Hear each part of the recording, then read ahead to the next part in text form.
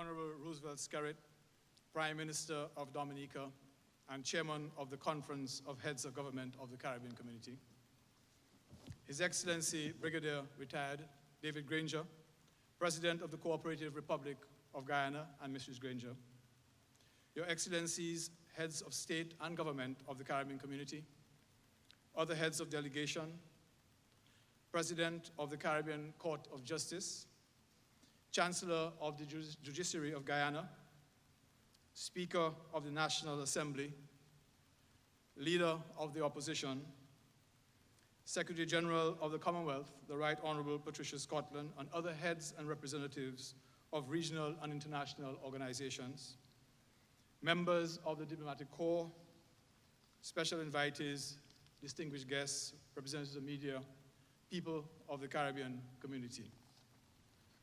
Normally, I would begin by welcoming you all to the 37th regular meeting of the Conference of Heads of Government of the Caribbean Community.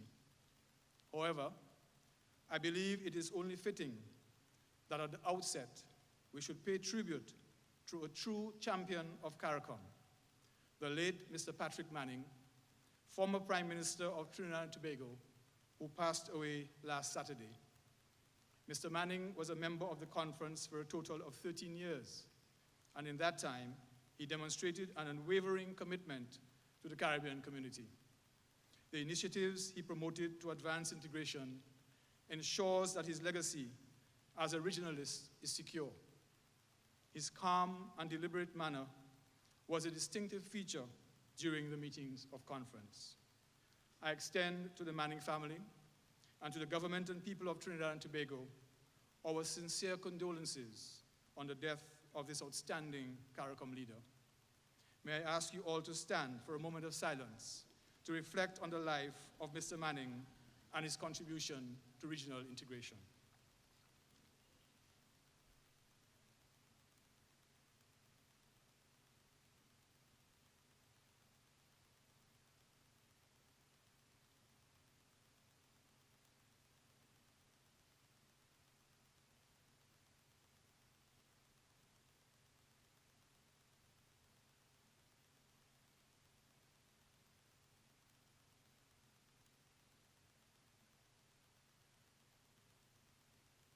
Thank you. Thank you.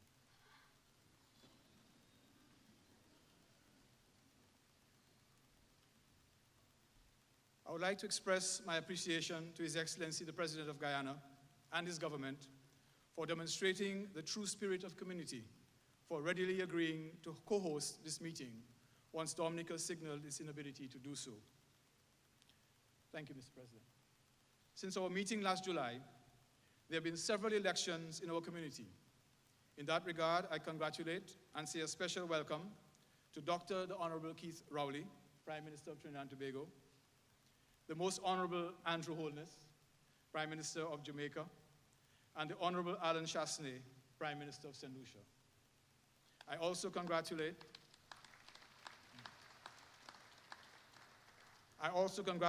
Dr. the Honorable Ralph Gonzalez of St. Vincent and the Grenadines, and His Excellency President Desiree Boutesse of Suriname on their election. Congratulations and welcome. To our chairman, the Honorable Roosevelt Skerritt, Prime Minister of Dominica, I look forward to working closely with you as we advance our integration. You can be assured, Prime Minister, of my full support and that of the CARICOM Secretariat during your tenure. I must express great appreciation to the Honorable Dean Barrow, Prime Minister of Belize, for his exemplary leadership of the community during the past 6 months. I thank him for his guidance, advice, and ready support to me. At this meeting, it is our pleasure to welcome as our special guest, Her Excellency Michelle Bachelet, President of Chile. This is a country with which the community has had long-standing friendly and cooperative links. We look forward to a fruitful exchange of views with Her Excellency on areas of mutual interest. Mr. Chairman, today is CARICOM Day, marking 43 years since the Treaty of Chaguaramas was signed. As we celebrate this day, we can look back with pride on the progress of our integration process and forward with confidence to what we can continue to achieve together. As a grouping of small, vulnerable states, it is integration that will allow us to achieve the level of development that our people desire and deserve. We have ample evidence over the 4 decades of the value and benefit of pooling our skills and resources. Over the next 2 days, this conference will be focused on addressing issues which have an impact on our community, both from within and from outside the region. In so doing, we will discuss what course of actions can be taken collectively to improve the lives of all our citizens. For example, we will address the issue of crime and security and how we can improve on the regional framework and collaboration in fighting this growing menace to our safety and development. The level of crime is disturbing and has a negative impact on our societies and our economies. There is no doubt that it requires a concerted regional response. We will look at the regional economy and some of the economic and financial challenges that we all continue to face. Among them is the issue of de-risking and the loss of correspondent banking, which threatens our financial, commercial, and trading sectors, as well as remittances. We'll review the course of action we undertook since the intersessional meeting of conference last February and determine our next steps. We will receive an overview of the CSME 10 years after it came into being.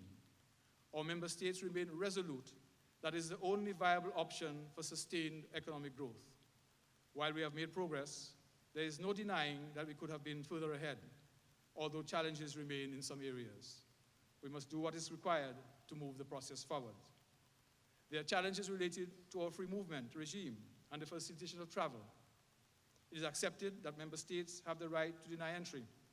However, the Caribbean Court of Justice has ruled on the specific circumstances under which they may do so, and provided guidance on the procedures that should be followed once that course of action is taken. To help in remedying some of the problems, we must increase the training and sensitization of our immigration officials for them to act more closely in line with the policies agreed to by their governments. We'll review where we are on the Port of Spain Declaration on Non-Communicable Diseases as the 10-year anniversary approaches in 2017. NDCs continue to have an adverse impact on the health of our citizens. The lifestyle choices that we make, while personal, have far-reaching implications for our families, our communities, our countries, and our region. We must take action to foster greater awareness of the risk factors associated with NCDs. Of course, our heads of government could not meet and not discuss Brexit. This had previously been considered by our foreign ministers earlier this year at the annual meeting in May. The decision of the people of the United Kingdom to leave the European Union has far-reaching implications, not only for the UK and Europe, but also for us. It could impact on our trade and development assistance. Brexit continues to dramatically unfold daily, with some consequences unforeseen and unexpected by the protagonists. It may very well change the geopolitics of the world. But no matter the uncertainties, I expect the United Kingdom and Europe will remain our close partners. Mr. Chairman, heads of government, distinguished guests, ladies and gentlemen, as I begin my second term of office, I make it my mission to amplify the message of integration and its role in improving the lives of the people of the Caribbean. I am heartened by the voices of youth throughout our community and the diaspora with whom I have interacted regularly during my tenure. Their wholehearted commitment to integration is overwhelming and inspiring. We must continue our quest to fulfill their hopes and dreams at this 37th meeting of the conference. I do thank you.